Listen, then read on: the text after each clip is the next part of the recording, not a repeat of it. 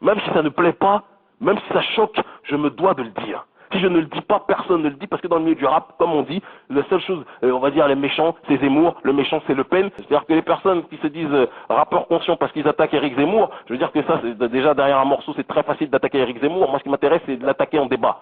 Et moi, j'ai toujours demandé à débattre en direct avec Éric Zemmour, mais c'est lui qui a fui le débat parce qu'il sait très bien que s'il débat avec moi, je le terminerai. Et ça, c'est une réalité, même si ça peut ne pas plaire à ses fans, c'est quelque chose que je ne cesserai d'énoncer. Mais maintenant, il y a des gens qui se cachent derrière ça, qui vont attaquer Zemmour, qui vont attaquer Sarkozy, et qui vont dire qu'ils sont des rappeurs conscients. C'est pas ça le rap conscient.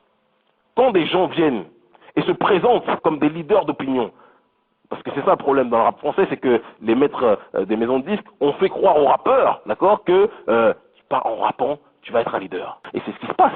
On les expose auprès de centaines de milliers de jeunes et on fait croire à ces jeunes-là que ces personnes-là sont des penseurs. Mais il y a juste une question que moi j'aimerais poser.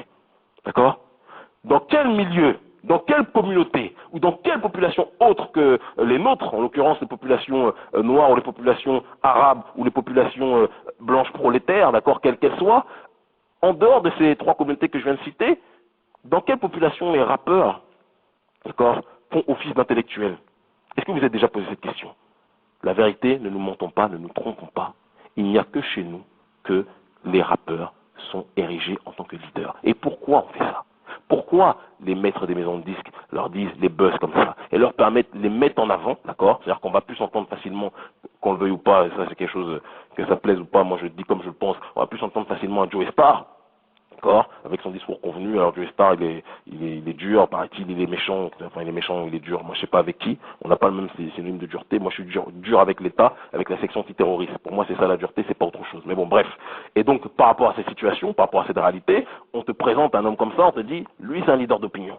Écoute, si tu veux gagner tel argent, tu fais ça, comme ça, tu fais ce morceau comme ça, et tu attaques qui tu veux, tu attaques celui que tout le monde attaque, tu attaques le méchant, c'est facile, c'est-à-dire que pendant les années, le méchant absolu c'était d'attaquer Jean-Marie Le Pen dans le rap français, et ça n'a d'ailleurs pas changé. Moi, personnellement, je vous dis comme je le pense, j'en ai rien à foutre de Le Pen, c'est pas Le Pen qui a colonisé le plus, à la base c'est la gauche qui a colonisé le plus en Afrique. Le Pen a fait la guerre d'Algérie, et ça je n'oublierai jamais, d'accord? Il a torturé aussi, ça je n'oublierai jamais, mais la seule chose que je sais, c'est que ceux qui sont à la base de la colonisation, c'est pas le Front National qui ne nous aime pas particulièrement, de toute façon c'est une réalité, et moi je ne les aime pas particulièrement en retour, au moins comme ça les choses sont clarifiées, mais c'est des gens de gauche qui pensaient que les Noirs et les Arabes étaient des sous-hommes qu'il fallait civiliser.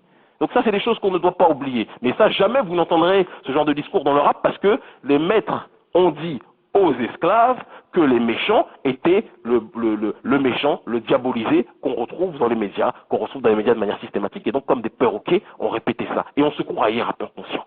Ils se croyaient du moins rappeurs conscients. Ils se croyaient penseurs véritablement indépendants. Alors qu'en réalité, ils dépendaient profondément de ceux qui les nourrissaient en tant que tels.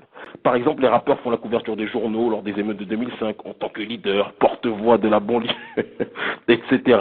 Ils sont pris en main par des associations crypto-racistes comme SOS Racisme, le MRAP et compagnie. Grâce à cette stratégie mûrement réfléchie des oligarques, d'accord, les rappeurs aujourd'hui se pensent et finissent par croire aux rêves que leurs marionnettistes leur ont vendus. Ils finissent par se penser sérieusement leaders d'opinion. Je parle en France, hein, alors qu'ils ne sont que des pantins qui répètent le script écrit par avance où il est question de victimisation, d'intégration, d'idéologie du métissage forcé, etc., etc. En mettant en avant des abrutis, mais en faisant croire 1000 fois que ces abrutis sont intelligents, la rue peut songer à s'identifier à leur réalité. Ils vont finir par croire que certains rappeurs édentés ou certains rappeurs au prognatisme prononcé, hein, d'accord, sont des leaders d'opinion ou sont des penseurs, alors qu'en réalité, ils ne sont là que pour répéter bêtement ce que le système veut qu'ils disent.